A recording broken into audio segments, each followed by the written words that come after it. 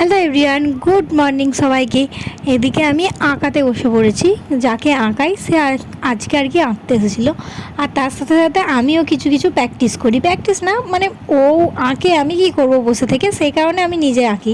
আর এদিকে দেখো এই আঁকাটা আমি কমপ্লিট করলাম আজকে, আর এটা আমি এঁকেছিলাম, আর এটা ও ফার্স্ট রং করেছে। সত্যি খুব সুন্দরই এঁকেছে। এটা ওকে বাড়ির পড়া দিয়ে দিলাম। আর এই যে জামাটা তোমরা আগের দিনে দেখেই নিয়েছো ভিডিওতে, সেই জামাটারই কাটিং করছিলাম আর কি। কাটিং, আর এইদিকে আমি কাটিং করছি, আর ওইদিকে ওই বদমাইশ কী করছিল দেখলে।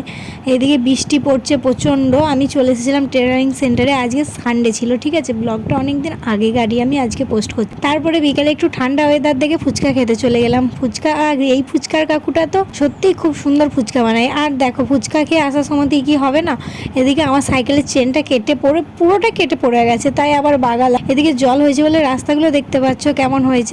আর আজকের আবহাওয়াটা সত্যি খুবই সুন্দর ছিল।